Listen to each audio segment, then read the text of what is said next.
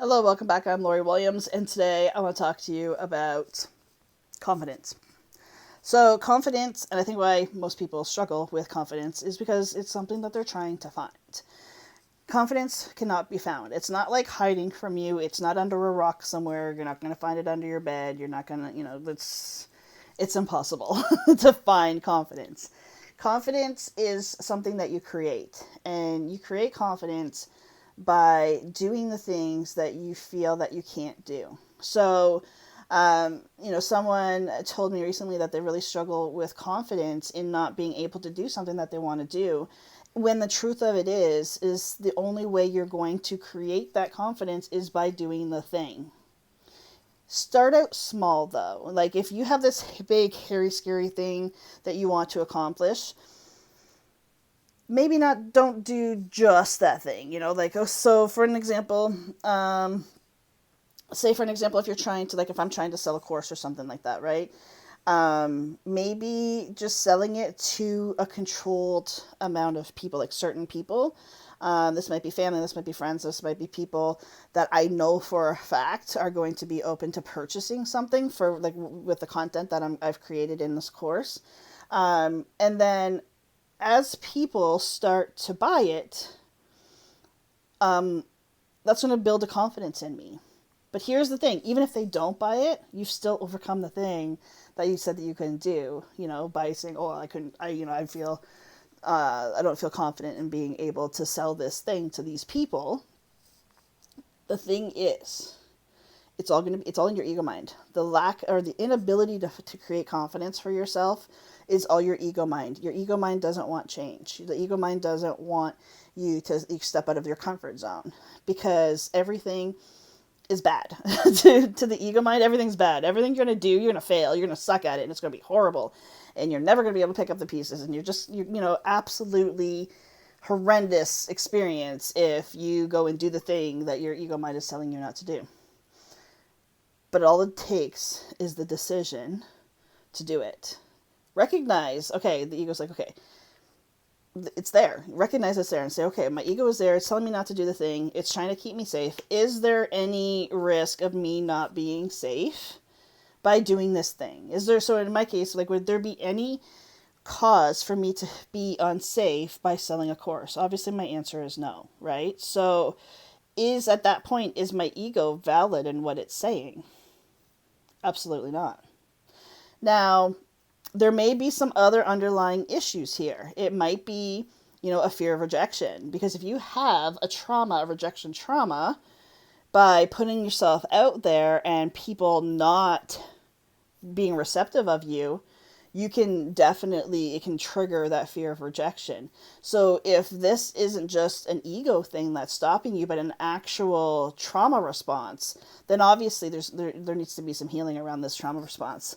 What's causing it? Why are you still holding on to it? What needs to be released around it? But ultimately it comes down to it. You're still going to just have to do the thing anyway. Fear will always be there. I promise you. Fear will always be there. If you are waiting for fear to dissipate for you to be able to do the thing, you're going to spend your lifetime waiting. But your life is now. Your life is happening right now. Your life is happening right this minute. You're creating the life that you want to live and the life that you want to create in your future. You're creating it right now. So it's up to you to define who you're going to be. Are you going to be the person that sits on the sidelines and waits for everything to feel right before you take action?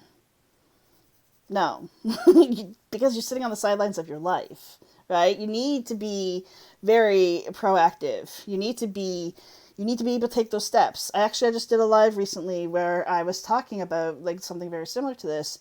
Most people, they want to have all of the points, like point A has to be connected to point C, which has to be connected to points, or A, B, and C all have to be connected, right? No. Why? Go out with a plan, take that first step, and then the next logical step will appear to you. But like I said, if whatever it is that you're trying to find confidence in seems super big and super scary, start smaller. It's okay with starting smaller. You got to meet yourself where you are. And if you're not in a headspace or a heart space where you can feel that you're capable of doing this, that you're capable of taking that giant step outside of your comfort zone, then just start a little bit smaller. Essentially, what you're doing is you're tricking your ego into thinking that it's keeping you in the comfort zone, but you're actually stepping out a little bit. You're starting the ball rolling, so to speak, of creating that confidence. But I promise you, if you're sitting there waiting for confidence to happen, it's not going to. It's absolutely not going to. The biggest fear that I've ever overcome is quitting my job of 20 years, and all the security that I thought that had for me, and moving into what I seen was being insecure in my business. And the truth of it is like, talk about ego mind stuff, but I've realized I've been full-time in my business now for a little over 2 years, and I have far more security in my business because my business is who I am. I'm secure in myself, right? So the biggest fear that I've ever faced in my life was quitting that job of 20 years. And ever since then, I just realized if I could do that, there's nothing that's going to stop me. And I mean, it doesn't mean that I don't have fear come up. I just do the thing anyway. I'm constantly looking at fears and what they're trying to teach me. And is there any actual attachment to a like an emotion or something, a trauma that I have to heal before I move past it. Like, I'm always looking at this for personal growth. Doesn't mean that fear goes away. Just means that you creating confidence in yourself is more important to you than your fear. That you creating the life that you want to create is more important to you than your fear. It's not doing things in the absence of it. It's just doing it because there's something more important to you, whether it be creating confidence, creating joy and happiness, or the life that you want to live, whatever this creation is. That's what it's all about. That's what it's all about. So take the first step. First of all, you gotta stop overthinking stuff. You're too much in your head. I don't even have to know you're too much in your head. If you're watching this and you are resonating with needing to find confidence, you're way too much in your head. You're an overthinker. Nothing good happens in the thought process. You've got to think about it for a little bit, but don't allow yourself to get stuck there. After you think about it a little bit, it's going to confuse you. Take the first step anyway. Once you take that first step, the next logical step is going to make sense. It's going to disappear itself to you. Trust the process. Trust in yourself. That even if you fail miserably, completely miserably, there's still amount of lessons of growth in this for you.